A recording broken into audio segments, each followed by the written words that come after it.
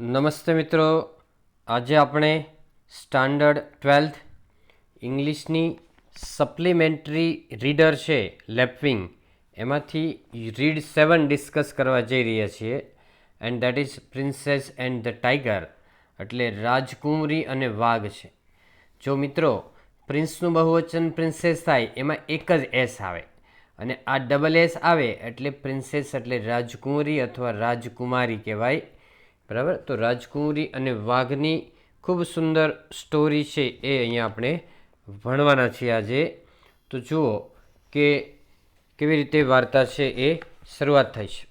There was once a king, એટલે એક રાજા હતો.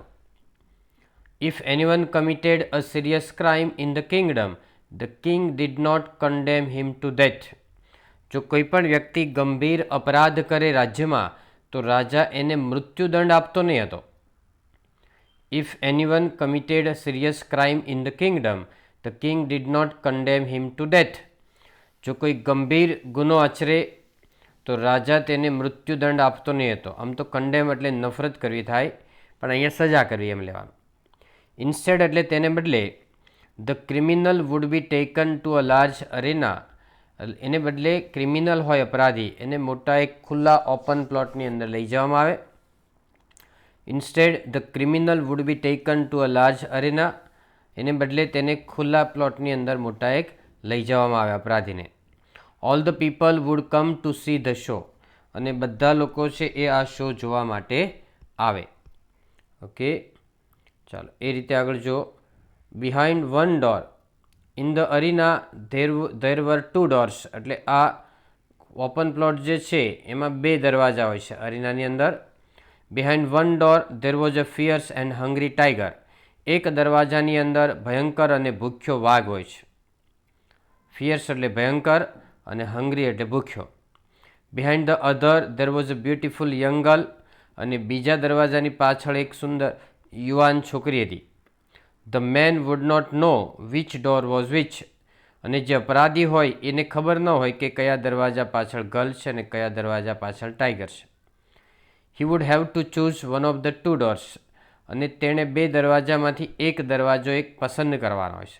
ચૂઝ એટલે સિલેક્ટ કરવો, અને ચોઝ એનું ભૂતકાળ છે, ચૂઝ, ચોઝ અને ચોઝન, અને ચોઇસ એનું નાઉન કહેવાય. If he chose well he had to marry the girl, જો તે સારો દરવાજો પસંદ કરે તો એને ગર્લ સાથે પરણવાનું હોય. If he chose badly the tiger would eat him, જો તે ખરાબ રીતે દરવાજો પસંદ કરે, ખોટો દરવાજો, તો વાઘ એને ખાઈ જશે, કારણ કે વાઘ ભૂખ્યો હોય.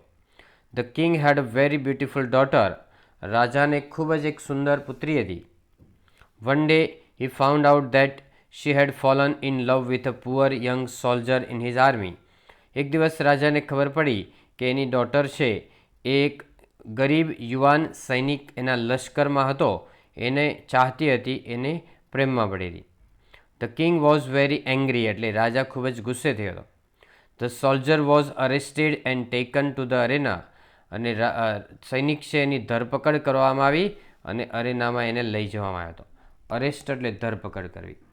Okay, the princess knew which door concealed the tiger and which one concealed the beautiful girl. રાજકુંવરી જાણતી હતી કે કયા દરવાજા પાછળ વાઘ છુપાયેલો છે અને કયા દરવાજા પાછળ બ્યુટિફુલ ગર્લ છે. કન્સીલ એટલે છુપાયેલું હોવું, hidden. However, she was a very jealous princess and did not want the soldier to marry the girl behind the door. જો કે તે એક ઈર્ષાળુ રાજકુંવરી હતી, જેલસ એટલે ઈર્ષાળુ, અને તે આ સૈનિકને એ છોકરી સાથે પરણાવવા દેવા ઈચ્છતી નહીં હતી કે જે દરવાજાની પાછળ હતી. બિહાઇન્ડ એટલે પાછળ, કારણ કે એને ઈર્ષ્યા થઈ, એ પોતે જ એ યુવાન સૈનિકને ચાહતી હતી, રાજકુંવરી છે. Neither did she want to see her lover killed by the tiger, અથવા તો એનો લવર છે એને વાઘ દ્વારા મારી નાખવામાં આવે એવું પણ તે ઈચ્છતી નહીં હતી. When the soldier was brought in to the arena he look up and saw the princess sitting next to her father. જ્યારે સૈનિકને અરેનામાં લાવવામાં આવ્યો ત્યારે તેણે જોયું તો રાજકુંવરી છે એના ફાધરની બાજુમાં બેઠી હતી. When the soldier was brought in to the arena he look up and saw the princess sitting next to her father. જ્યારે સૈનિકને અરેનામાં લાવવામાં આવ્યો ત્યારે તેણે જોયું કે રાજકુંવરી એના પપ્પાની બાજુમાં બેઠી હતી. વોઝ બ્રોટ એ પેસિવ વોઇસ બતાવે છે. What signal do you think she made to the soldier? રાજકુંવરીએ કયો સંકેત કર્યો છે સૈનિકને? સિગ્નલ એટલે સંકેત છે. And what happen to the soldier in the end? અને સૈનિકનું અંતમાં શું થયું છે? And what happen to the soldier in the and?